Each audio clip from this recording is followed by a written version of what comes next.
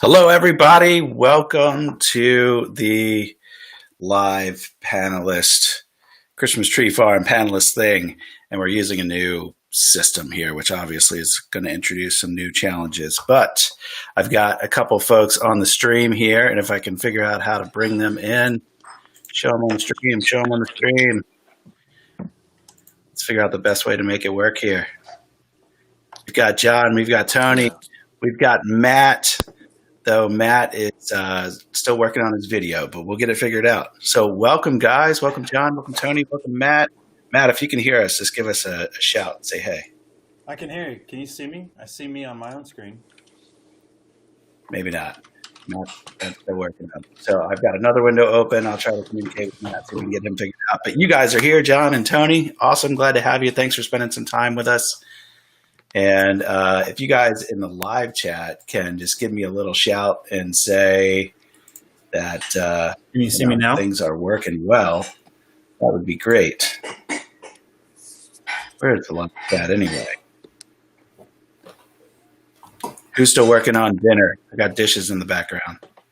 Can you guys hear me? So you guys are acting like you can't hear me. I hear you, Phil. You can't hear me. Why is that? Yeah. We should be going through.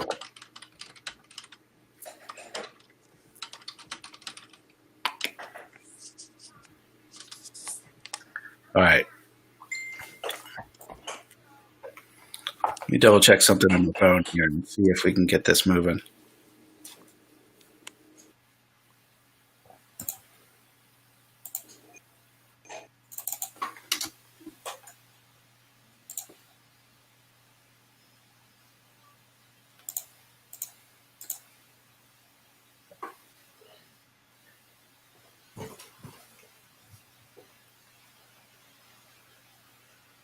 Yeah, so the folks who are watching are actually say they can hear us just fine, but you guys who are on the stream can't hear me, which is going to be a problem. So, what is going to be the best way to handle this? I don't know.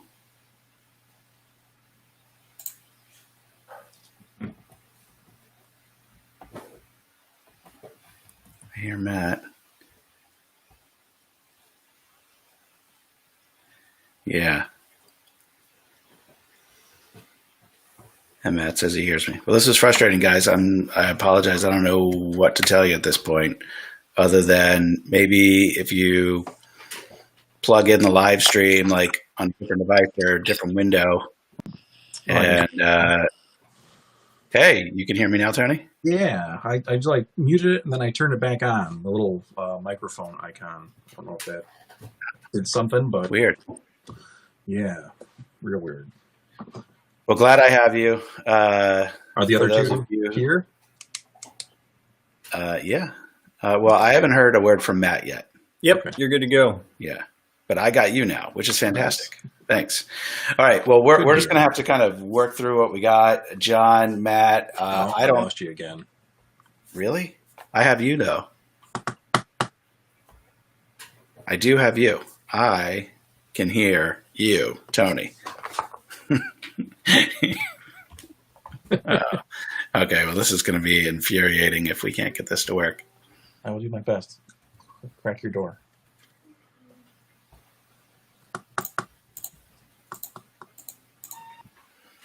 Mm-hmm. Auto adjust. Yeah, there aren't any settings on my end where I can control what you guys are hearing.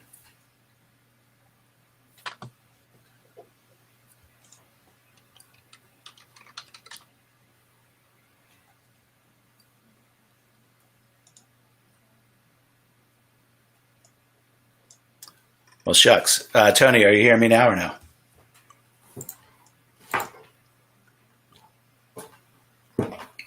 That's a negative.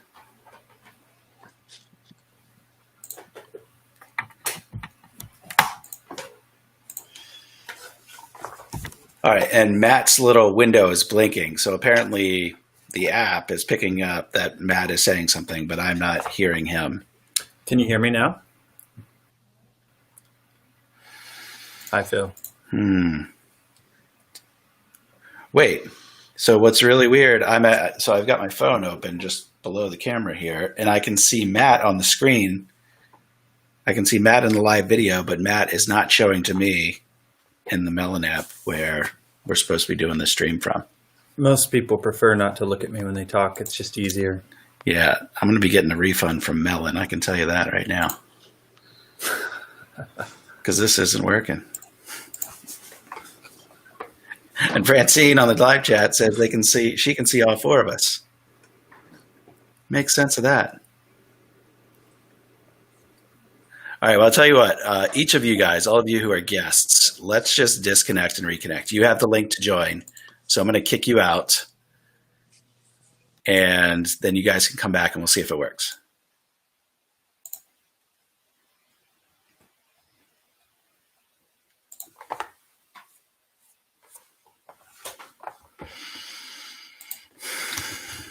All right, guys, this is really interesting.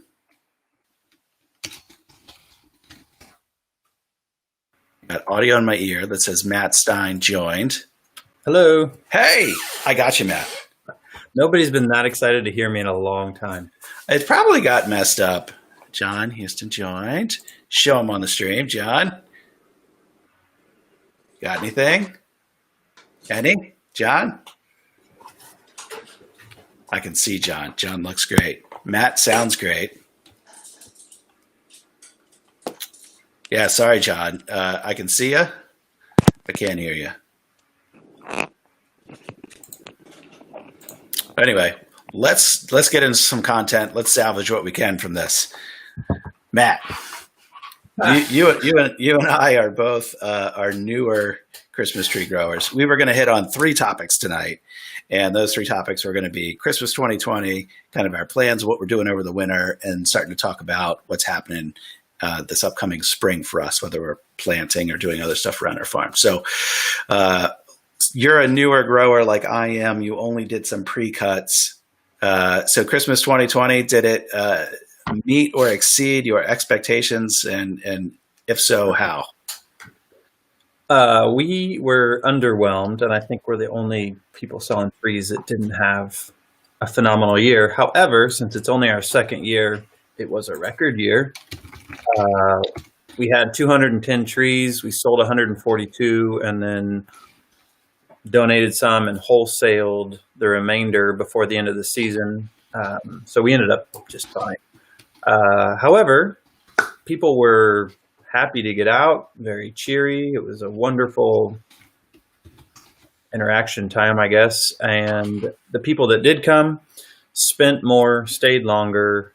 And so that's our summary for the year. Yeah. Well, I'm pretty active on a lot of the Facebook groups, and everyone, it seems like, is saying, it was a banner year for tree sales, which, is great. Being newer, we kind of set out this year to increase our average sale. So we had a lot of other add-ons that we didn't have in previous years. And if you guys have followed my channel, I kind of covered that when I gave an overview of what we were doing for Christmas time. But the numbers really showed it. I think our average sale last year was around $74. This year was like $86. So we had done considerably better in terms of the average there. And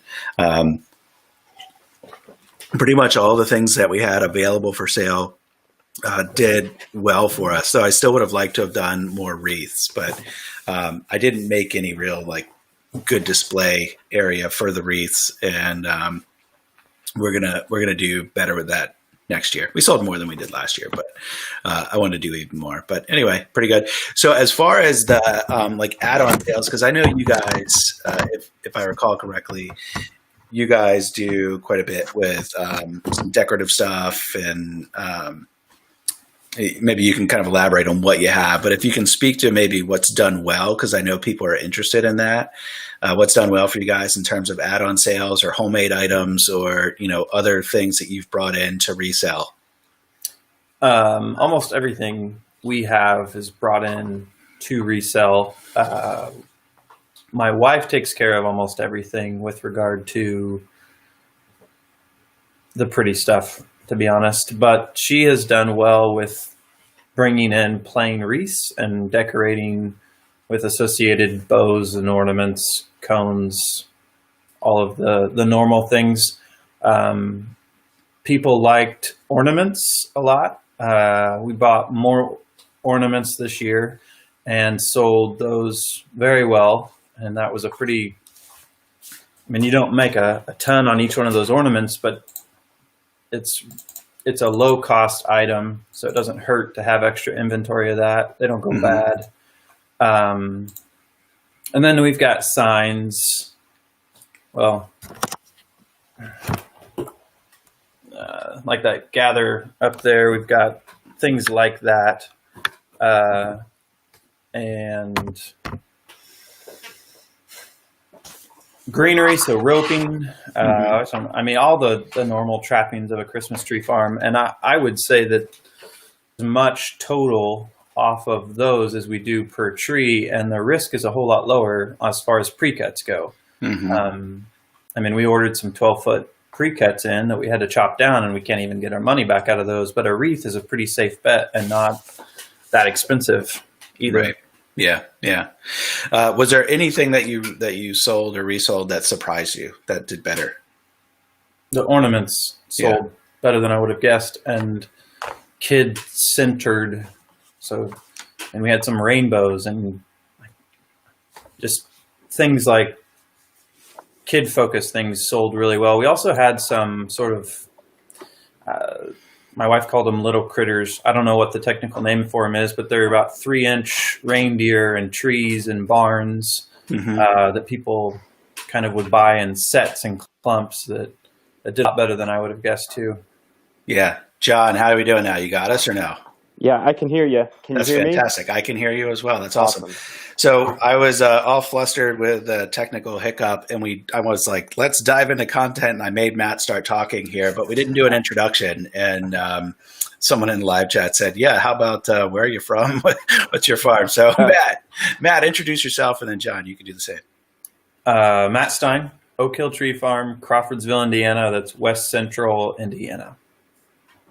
And just something about your farm size when you started, how many trees on the ground?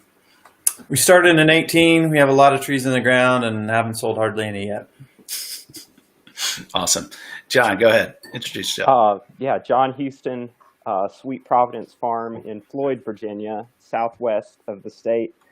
And second generation, my dad planted the first trees in 99, and we're selling around 3,000 a year right now. And so, it's around 30,000 in the ground.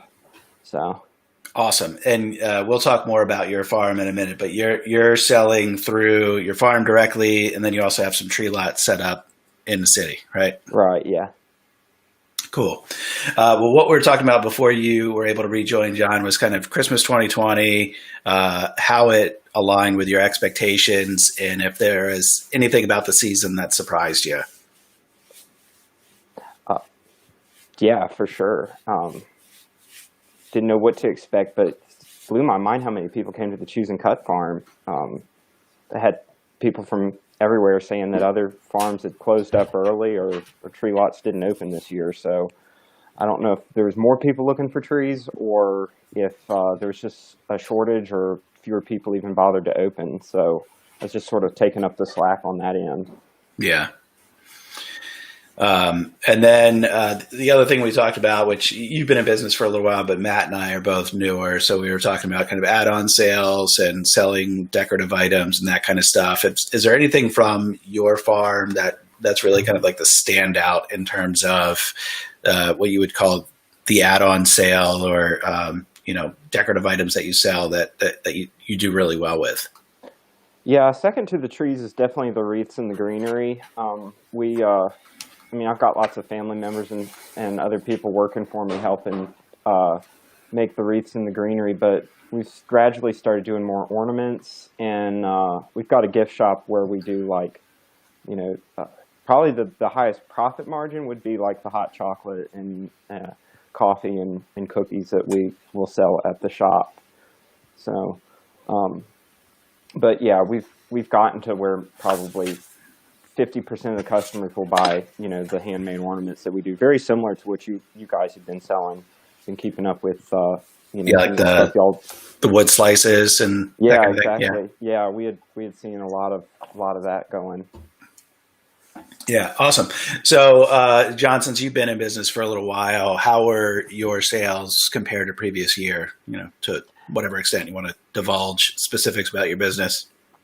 Yeah, so we used to have several tree lots, and like everybody, we just have fewer trees available. So we actually cut out wholesale entirely this year, and then cut out those other tree lots. So we were only selling at our one main tree lot and the Choose and Cut farm, and sales were about the same in the city, but at the Choose and Cut farm we had like 50% more. So per tree we made more money just because I didn't have to have as many people helping me, and definitely not as much operating expenses. So that when you have fewer trees, just higher profit per tree is pretty much the only option we had. So Yeah, cool.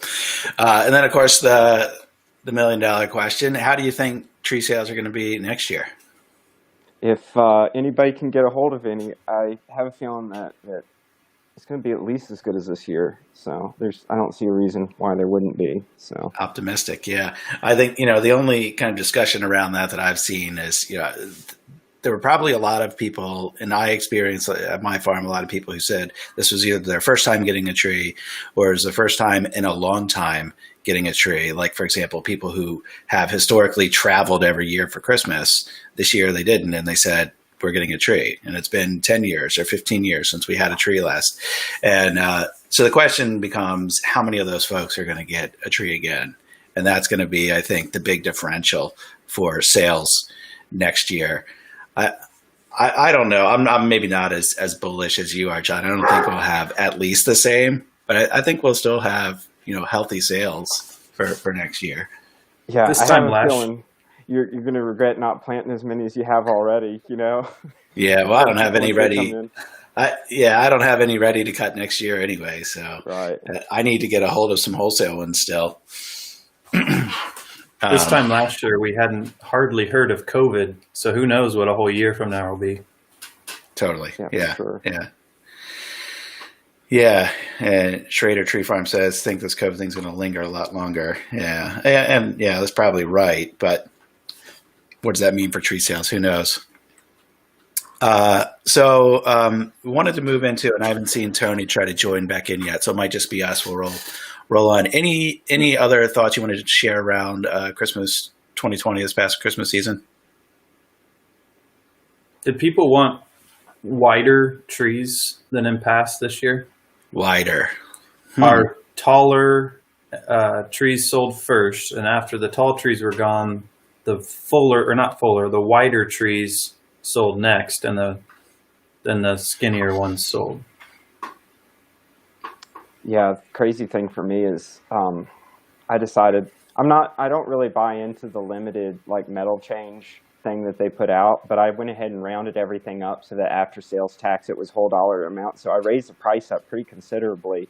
I didn't get too much blowback, but that might have just been like the way we worded it. We said after tax it's rounded up to this, and so that was a little niche that we got in just being able to charge more per tree, and it still sounds when people think of like the whole dollar amount, I call it the Family Dollar principle, where it's like a big beautiful $5 bill rather than $4.99.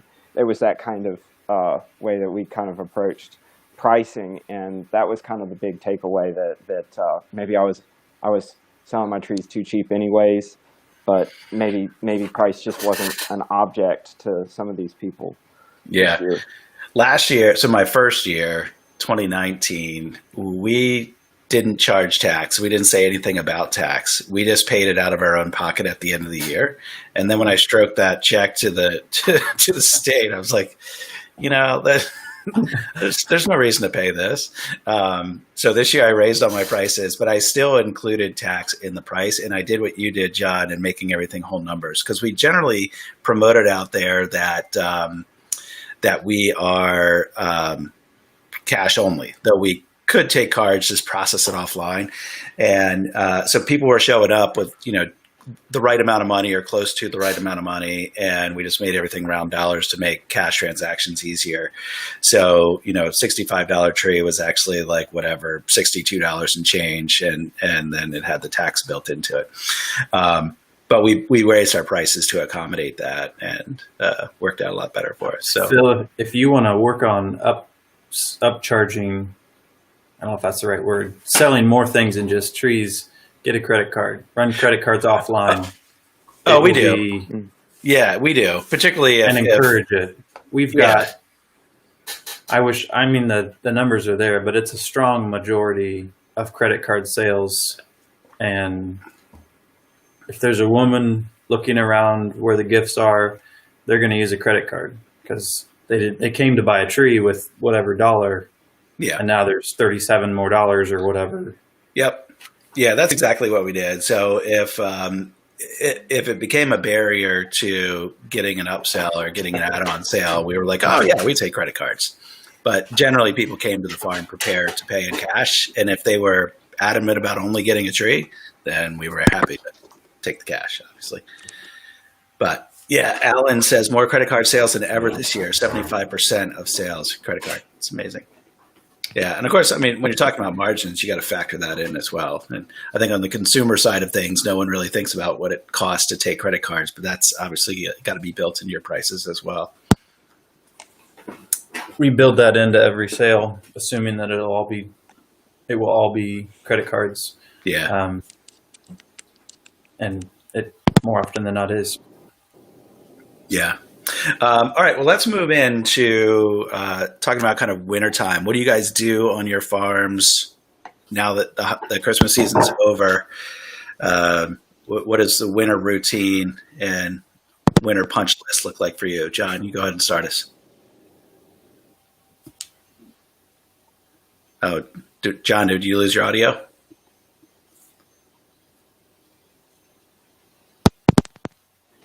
Maybe not.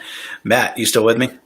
I can still hear you. All right, go for it. I don't like being the only guy with audio and video working here. It's too much pressure on me. John, can you hear us again? You look like you're back with it now. All right. Well, the first thing we needed to do was quit working. We also have a corn maze and pumpkins, and so it's between the day job and those two seasons, it is a hard September to Christmas.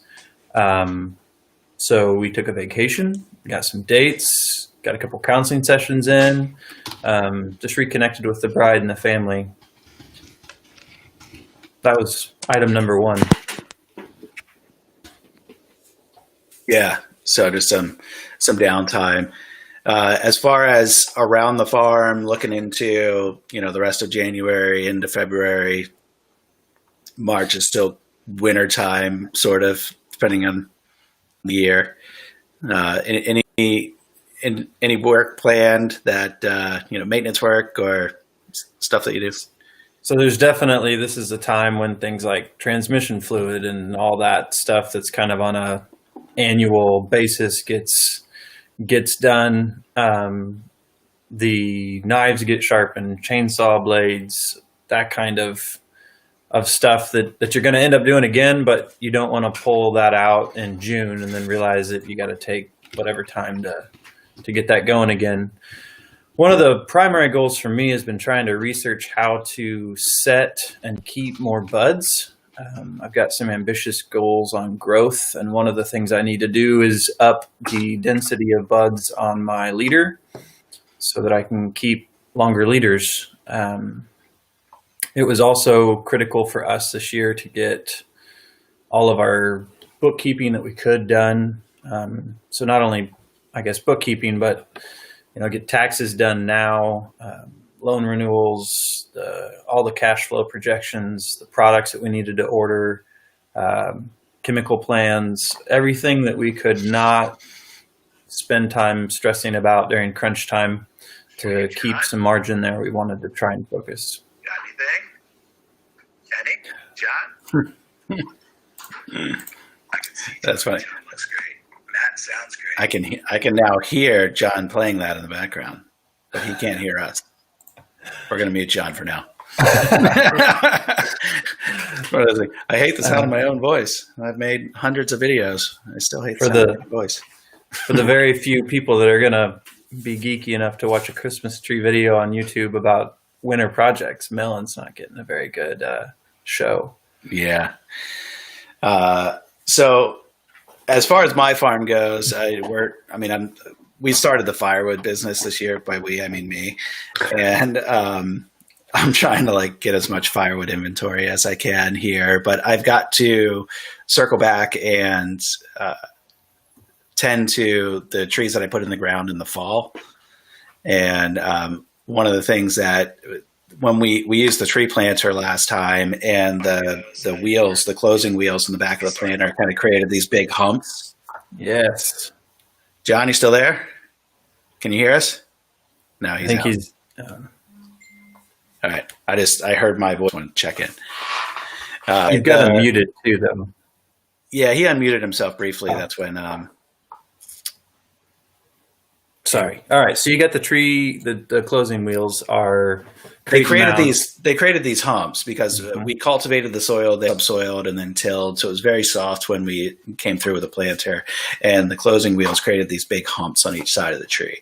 So it was actually David Danigan, who's been on one of these live streams before, commented that, hey, you'll want to knock those down, especially before summer comes, because you don't want to have to be mowing over top that. And I was like, oh yeah, obviously we should probably tend to that. So while the ground's still soft, I want to go ahead and knock all those down. So that's going to be, a good chunk of time unless I can figure out a way mechanically to do it.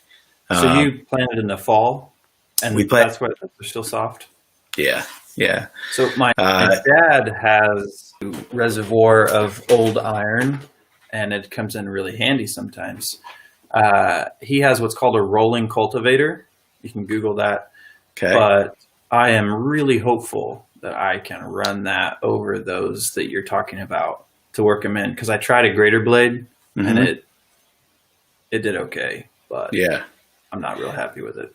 Well, if you can get close enough, some of the transplants we had were actually quite large, like almost 3 feet tall. These big Norway spruces, and yeah, they were awesome. I couldn't get my tractor right up on them without the tires catching some branches. But the smaller trees, I could just run the tractor right up next to them, and the tractor would just kind of squash them down. And even better. That worked out all right. But on the 4 or 5 bigger rows that we had, or the rows with the bigger trees, I can't really do that. So I don't really want to have to go up. What's that? There are 105 rows, 180 feet long, and there's 2 humps on each row. I don't want to have to rake all that. It's a lot. It's a lot of linear footage to rake. How old are your kids? Not old enough. I think when mine are old enough, I won't do it anyway. Yeah, right. Yeah, good point. But as far as winter goes, kind of same thing as far as equipment maintenance. I've been kind of doing that a little bit here and there. I did my chainsaws here recently, new air filters, new spark plugs and all that. Got to change the oil in the water pump and the other small engines. So we are getting quotes on a building. Ooh. But apparently all the people who build buildings, John, you got different earbuds. Do these ones work? We got nothing. We can hear you, John. We can hear you, John, but you can't hear us apparently. So I'm going to mute his thing again.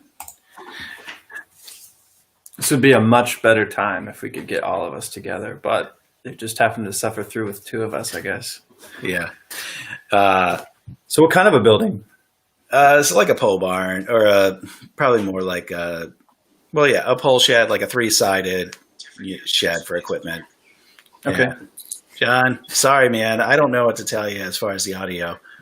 I think if you talk, we can hear you because I can hear background noise. Okay, great. Yeah. it looks like it froze. Oh. Yeah, well, we can hear you. So if you want to try to struggle through it, we'll just have a little bit of a delay with you.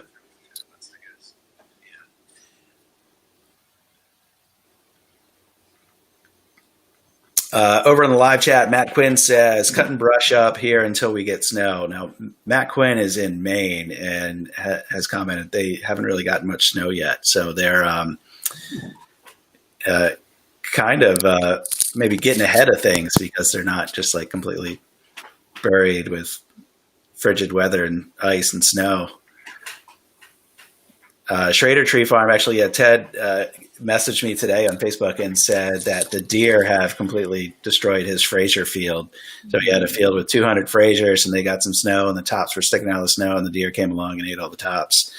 And he's a new farmer as well. So if any of the more experienced farmers who are watching have any words of encouragement or suggestions for Ted at Schrader Tree Farm and dealing with the deer and now his damaged trees, give him some suggestions. I don't have that issue here. There's still plenty of browse. It's like mild enough here. What's your zone? We're in 5B. 5B. Yeah, we're in 7A, and it's still pretty mild here. Like today was the coldest day we've had in a while. I think the high was like 45. We have deer problems, and I have no answers. Yeah. Yeah, we've got plenty of deer around, but there's plenty of food around for them, so they don't need to destroy our fields. There's tracks all. Don't say that, Phil. Yeah, knock on wood. I have been putting in food plots, and just hopefully they go there. Go enjoy your buffet over there, away from the trees. But there's tracks that we see all through the field, and very little browse damage on the trees, from what I've seen. Our Norway spruce are a favorite place for them to rub velvet off. Mine, I'll probably be dealing with that next year, the year after, because they're like just starting to get big enough that maybe they're gonna do that. But I didn't have any of that this year. We also have a lot of like natural cedars all over the property. They seem to. There you go. They rub on the cedars really well. Good. John, you got us? Still no audio. What you said you're looking for a building for storage. Do you have a building on your property right now? We just have a 10 by 20 shed. Okay. Little like portable, standard Amish built shed. And we have electric run to it. And that's where, all of our tools and all of our decorations and all that stuff are currently. But all the equipment's just out in the weather. So want to change that. Definitely understand that. We want a building too, but we're going to have to wait a little while. Yeah. Got other capital requirements in the meantime. Yeah. That's why I'm just looking at something basic and nothing huge, just something that I can get the most expensive equipment out of the weather. And in doing that project, we'll also have to do some excavation because like nothing on our property is flat. And which creates a challenge for like checking fluids in the equipment and, doing maintenance. And you jack up a piece of equipment that's not on level ground. That's sketchy sometimes. And it would be nice to have a level spot to do that kind of work. Absolutely. What a relief to have a building in. Yeah. So thinking about springtime then, what's on the docket? I really want to figure out how to mound some soil and plant on hills. And I can't remember his name. I was talking to him on Facebook, and he kind of suggested that I missed my window for spring planting for that I needed to have that done in the fall for it to settle down a little more. But I'm going to go ahead and try it because generally I don't listen to anybody until I prove myself wrong, which is, is what it is. But I will try it on a lot less. I'm probably just going to try one row, planting one row and trying to do the rest of the mounds. So we're going to take a 2-bottom plow to flip some dirt up with, and then going to run a irrigation wheel closer over that lumpy soil. And then we're probably going to run a rototiller down the middles of the row to try and make them drivable again. We have. This is actually where I had some pine trees, and they weren't growing very well, and we have too many pine trees. I just ripped them out with my dad and the backhoe, and then we spread mulch over the top because it's an eroded soil and there's not a whole lot to it, and I needed to keep it loose. So it got ripped, it got fertilized, cereal rye, mulch. Now I'm going to moldboard plow that and try and make some mounds for the following year. So with the moldboard plow, you're going to like plow in each direction and try to pile it up. That's the goal, and then let it settle and then plant in that. Bingo. All right. I've seen some guys kind of do like a full till setup and then come back through with like a potato bedder and create their mounds that way. But I don't really understand. What are you trying to accomplish by planting in mounds? So one thing I've learned is that our firs don't want a single saturated day in the year. The firs that get wet in the winter, so I don't have them anywhere that they hold water in the summer, but the ones that get wet in the winter just do not grow the following year like the ones that don't. And so we've got some ground that isn't quite ideal, and so I'm going to mound it because mounding is cheaper than tiling, and if I can't get mounding to work alone, then I'm going to have to tile with like the plastic perforated tile and mound both, and it's a couple $1,000 an acre I wouldn't want to spend, and it would cost that much because it's going to have to be pretty tight spacing for our type of soil. Yeah.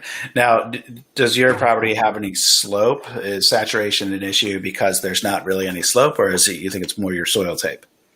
My soil. If we were growing corn and beans, no one would say that this soil is wet. In the spring, water comes out of the side of the hills. Mm-hmm. That's what it is. It's a seep, is what I would call it. Yeah.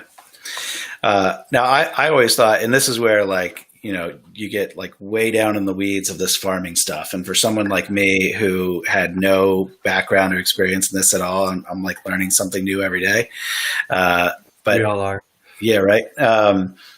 I thought my soil was clay, and if you dig into it, it's very clay-like. And when it's wet, you can actually like mold with it. So I've always just said my soil's clay. But if you go to the USDA Soil Service website, the area, they call our soil a fine sandy loam, which I have no idea what that means. You're a lot like me. So what I just described is what you have as well then. So we have sandy loams that are a lot that you wouldn't think of as loam. You can't make a ball with them, but they have just enough that they're in the loam category. And then this is the type of stuff that's going to stick to your hand. But when you get really clay, like when you stick your knife in it, when it's wet, you can't even get it to come off your knife when you throw your knife down. That's when you know that's probably not where, if you're growing Christmas trees in there, I don't envy you. That's hard. That's good. Okay. So yeah, that's the entire property. Yeah. Awesome. Good. Oh, really? Yeah. Thanks. That's how sticky your clay is? Yeah. Most of the time. I think you should start thinking about mounding and soil drainage. And yeah. See, I would just assume because we have pretty good slope everywhere, and I was just like, it's slope. The water's running off. It's fine. And yeah. Water moves in unpredictable ways. It is it's going to take the path of least resistance, and that's not always consistent. So yeah, I got one other tree farmer watching has been witnessing our struggles here with technology and said he'd be willing to jump in and talk with us. It's another newer farmer who I've communicated with a few times. So I'm going to send him the link, and if he cares to join and wants to jump in the conversation, he can do that. So if there's a new name that comes in, that's why. Okay. But yeah, so the mound thing is interesting. I had wondered if, particularly our firs, we had a really wet, what was it, September? I think we had 13 inches of rain in September. Oh, wow. And when it was really dry through June, July, and if you watch my videos regularly, which I know you do, Matt. As soon as they come out.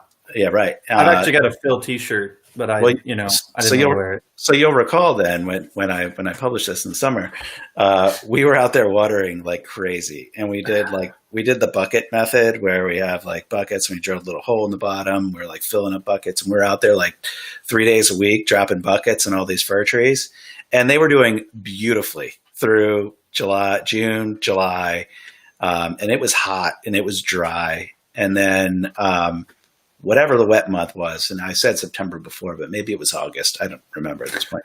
But we had 1 month where we had literally 13 inches of rain. I'm not exaggerating. And we were worried with one storm that our pond was going to breach, the dam was going to breach, and it was bad. And it wasn't 3 weeks after that that series of rain that we got, where we got 13 inches of rain, that not all, but 80% of my firs turned brown. And including ones that were planted that survived the previous year. And, that was really frustrating. But so soil might be an issue.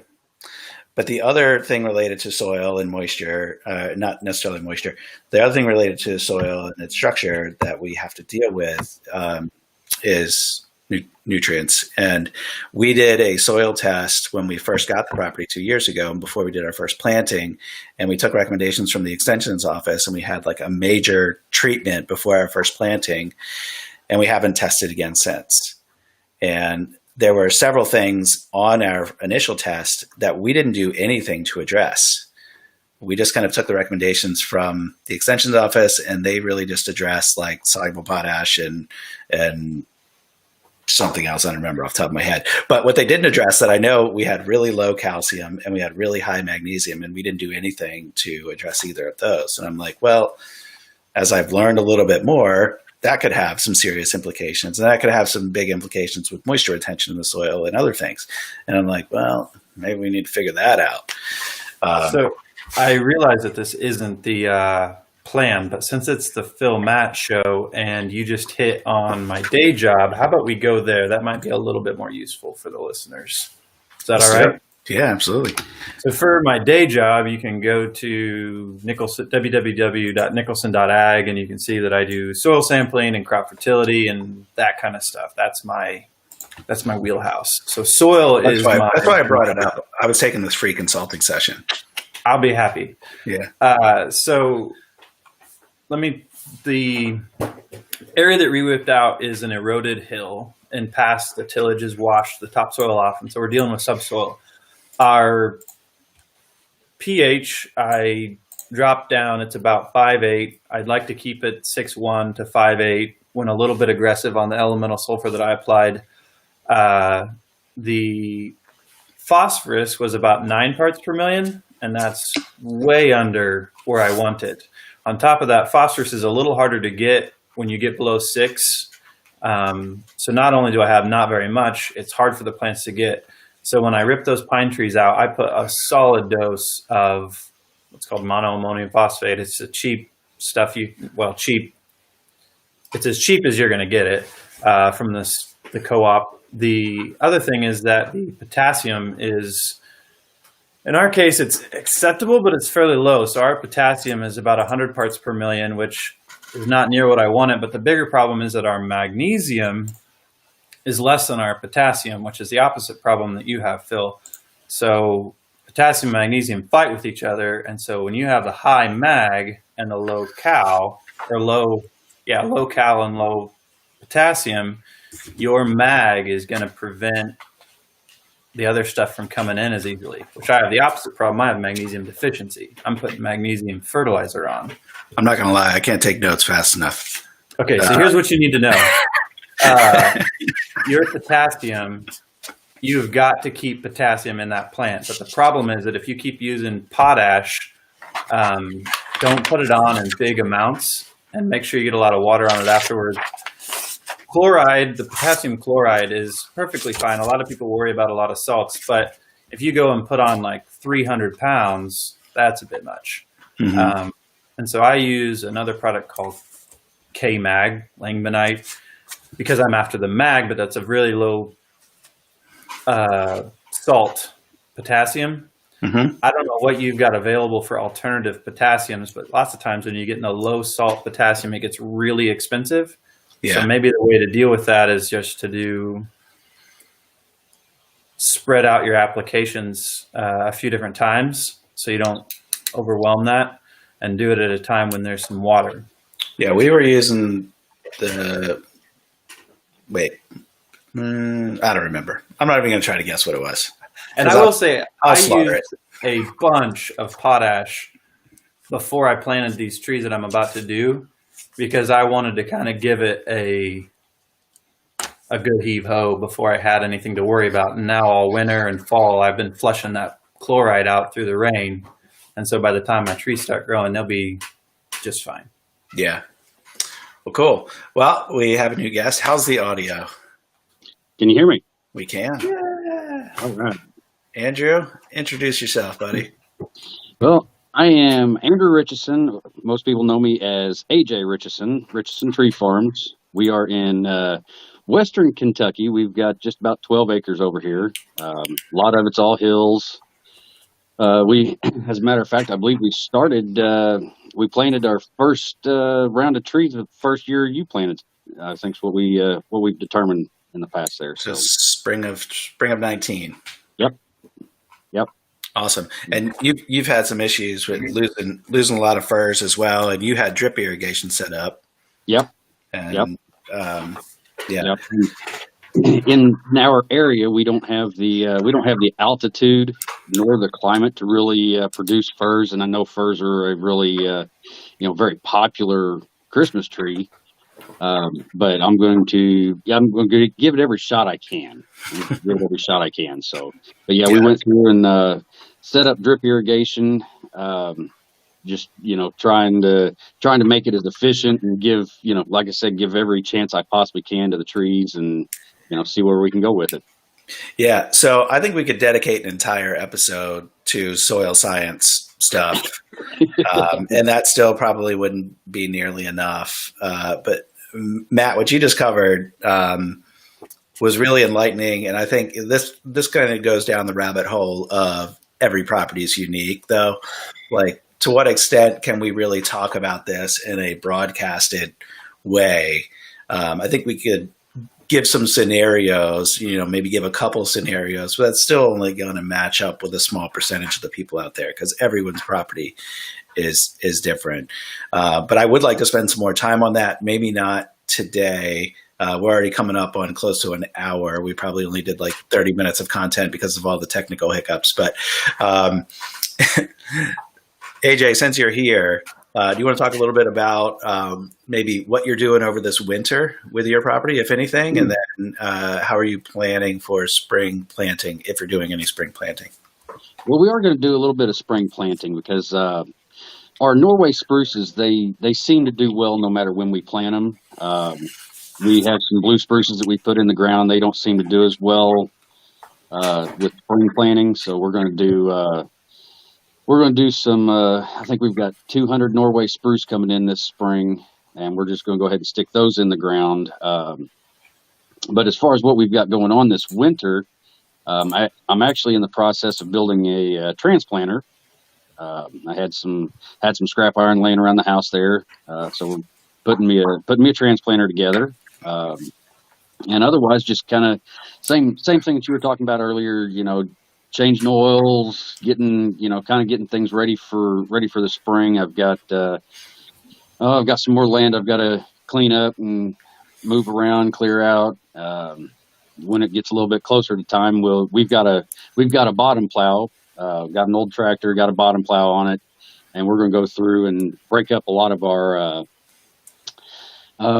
clay, as you were talking about earlier. We've got that sand. They call it sandy loamy stuff, but it's a true clay. I mean, it's pretty got a lot of clay in it. So we're going to go through and we're going to kind of break it up on the bottom, because I think you guys were talking about it earlier with the firs and all that not liking a lot of moisture. we've got that the water gets down there in that clay and it just holds the moisture and it will not get rid of it.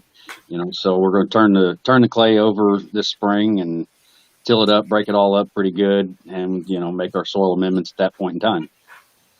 If I could add one sort of drainage physics detail, when I run that moldboard plow, I create a shear layer at the bottom, and there's a stark contrast between how loose the top is and how hard that bottom is. And so before that water will wick down through the profile, if there's a really quick change, it's going to saturate that whole top because the surface tension will keep it here before it'll break down and start pulling it on down. Did that make sense? Mm-hmm. So when you run that moldboard plow, make sure you do something on the bottom of that layer to make it not so... Just a solid slab. Bingo, or you're actually going to have wetter soil. Yeah. So, What would be the something, like running a subsoiler? yeah. Yeah. Okay. And in my case, I don't have a plow layer. I just have subsoil and it's just hard. Mm-hmm. And so sometimes when you've got good dirt, you can just run it a few inches past whatever you did and you're going to kind of break through that and then it's all hunky dory. In my case, I just sink it down as deep as I can pull it. And then I stick another root there to try and keep it open before it seals back like it was. Yeah. Yeah. What about either planting a cover crop like a rye that's known to have a 18, 20-inch root mass, or applying gypsum? Are either of those kind of recommended methods for dealing with soil conditions like what you just described? I really like gypsum, and I need to find some pelletized gypsum to apply.